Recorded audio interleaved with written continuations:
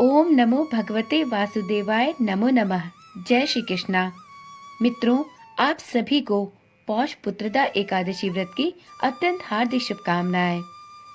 जैसा कि आप सभी जानते हैं, पौष माह के शुक्ल पक्ष की एकादशी तिथि को पौष पुत्रदा एकादशी का व्रत रखा जाता है।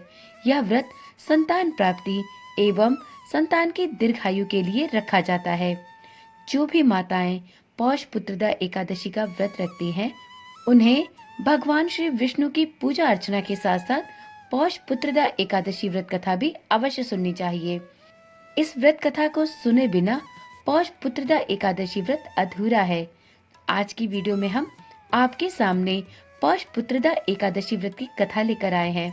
तो एक बार श्री हरि विष्णु का मनन करते हुए, श्री हरि विष्णु को नमन करते हुए इस पावन एवं पुण्यकारी व्रत कथा का श्रवण करते हैं। ओम नमः शिवाय। जय श्री कृष्णा। आप सभी का सनातन धर्मसार चैनल पर बहुत बहुत स्वागत है।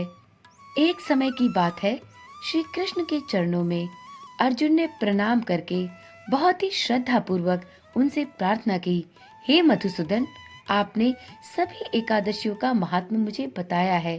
कृपया करके अब आप मुझे पौष माह के शुक्ल पक्ष की एकादशी के महात्म्य को बताने की कृपा करें। इस एकादशी का क्या नाम है, इसका क्या विधान है, इस दिन किस देवता का पूजन किया जाता है। कृपा करके मेरे इन सभी प्रश्नों का विस्तार सहित उत्तर दे। अर्जुन के इस प्रश्न पर श्री कृष्ण भगवान ने कहा, हे अर्जुन, पौष मास की शुक्ल पक्ष की एकादशी का नाम पौष पुत्रदा है। इसका पूजन पूर्व में बताई गई विधि अनुसार ही करना चाहिए। इस उपवास में भगवान श्री हरि की पूजा करनी चाहिए।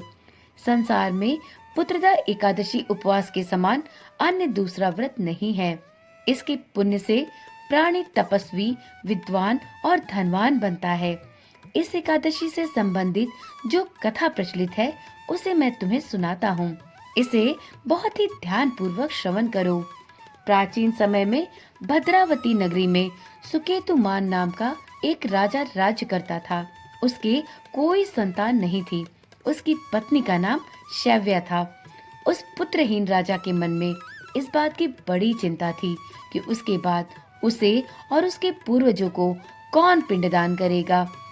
उसके पितर भी व्यथित होकर राजा से पिंड तो लेते थे, परंतु सुकेतुमान के बाद हमें कौन पिंड देगा, इस बात की चिंता उसके पितरों को भी सताए रहती थी। इधर राजा भी बंधु बांधव, राज्य, हाथी घोड़ा इत्यादि से संतुष्ट नहीं था। उसका एकमात्र कारण उसका पुत्रहीन होना था। बिना पुत्र के पितरों और देवताओं से उऋण नहीं हो सकते। इस तरह राजा रात दिन इसी चिंता में घुला रहता था। इस चिंता के कारण एक दिन वह इतना दुखी हुआ कि उसके मन में अपने शरीर को त्यागने की इच्छा उत्पन्न हो गई। किंतु वह सोचने लगा कि आत्महत्या करना तो महापाप है। अतः उसने इस विचार को अपने हृदय से निकाल दिया। एक दिन इन्हीं विचारों में डूबा हुआ वह अपने घोड़े पर सवार होकर वन की ओर अग्रसर हुआ। घोड़े पर सवार राजा वन, पक्षियों और वृक्षों को देखने लगा। उसने वन में देखा कि मृग, बाघ, सिंह, बंदर इत्यादि विचरण कर रहे थे। हाथी शिशुओं और हथिनियों के बीच में विचर रहा था।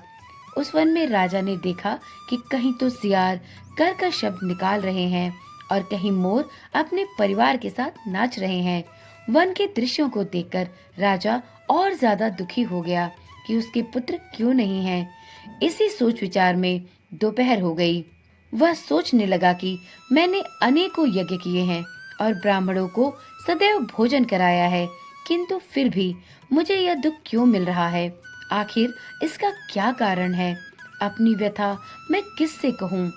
कौन मेरी व्यथा का समाधान कर सकता है। बिना संतान के अपने पितरों और भगवान के ऋण से उऋण कैसे हुआ जा सकेगा।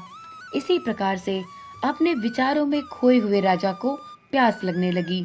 वह पानी की तलाश में आगे बढ़ा। कुछ दूर जाने पर उसे एक सरोवर मिला। उस सरोवर में कमल पुष्प खिले हुए थे। सारस, हंस, घड़ियाल इत्यादि जल क्रीड़ा में मग्न थे। सरोवर के चारों तरफ ऋषियों के आश्रम बने हुए थे। अचानक राजा के दाहिने अंग फड़कने लगे।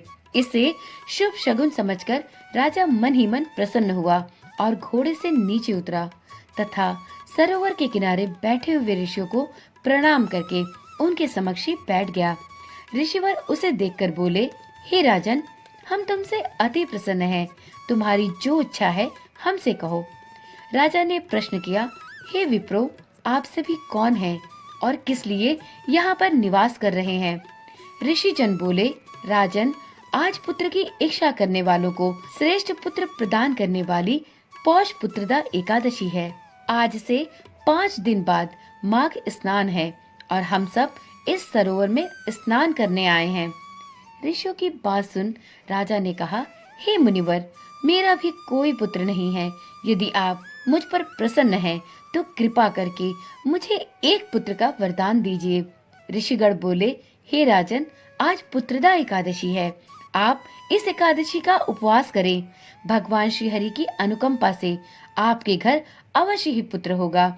राजा ने मुनि के वचनों के अनुसार उस दिन उपवास किया और द्वादशी को व्रत का पारण किया तथा ऋषियों को प्रणाम करके वापस अपनी नगरी आ गया।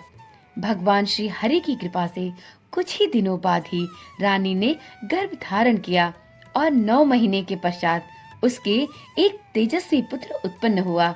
यह राजकुमार बड़ा होने पर अत्यंत वीर, धनवान, यशस्वी और प्रजापालक बना। श्री कृष्ण ने कहा, हे पांडुनंदन, पुत्र की प्राप्ति के लिए पुत्रदा एकादशी का उपवास करना चाहिए। पुत्र प्राप्ति के लिए इससे बढ़कर कोई दूसरा व्रत नहीं है। जो कोई व्यक्ति पुत्रदा एकादशी के महात्म्य को पढ़ता एवं श्रवण करता है तथा विधि अनुसार इस व्रत का उपवास करता है, उसे सर्वगुण संपन्न पुत्र रत्न की प्राप्ति होती है। श्री हरि की अनुकंपा से वह मनुष्य मोक्ष को प्राप्त करता है। इस प्रकार से पुत्र का न होना बड़ा ही दुर्भाग्यपूर्ण है। उससे भी दुर्भाग्यपूर्ण है पुत्र का कुपुत्र होना। अतः सर्वगुण संपन्न और सुपुत्र पाना बहुत ही दुर्लभ है। ऐसा पुत्र उन्हें ही प्राप्त होता है जिन्हें साधु जनों का आशीर्वाद प्राप्त हो तथा जिनके मन में भगवान श्री हरि की भक्ति हो। इस कलयुग में पुत्र प्राप्ति और पुत्र के सुयोग्य होने का श्रेष्ठ साधन पुत्रदा एकादशी का व्रत ही है। तो इसलिए सभी साधकों को पुत्रदा एकादशी का व्रत अवश्य करना चाहिए। यदि आप संतान प्राप्ति की इच्छा रखते हैं तो आपको निश्चय ही पौष पुत्रदा एकादशी का व्रत रखना चाहिए। यदि आपके संतान है और संतान को आप सुयोग्य बनाना चाहते हैं तो इसके लिए भी आपको पौष पुत्रदा एकादशी का व्रत पूरी निष्ठा के साथ करना चाहिए। तो मित्रों, एक बार प्रेम से बोलिए, श्री हरि विष्णु भगवान की जय। हे जगत पालन करता, जिस प्रकार आपने राजा सुकेतुमान को पुत्र रत्न की प्राप्ति कराई, उसी प्रकार से इस व्रत को संपूर्ण निष्ठा के साथ करने वाले साधकों को संतान का सुख अवश्य प्रदान करे। ओम नमः शिवाय। जय श्री कृष्णा। राधे राधे।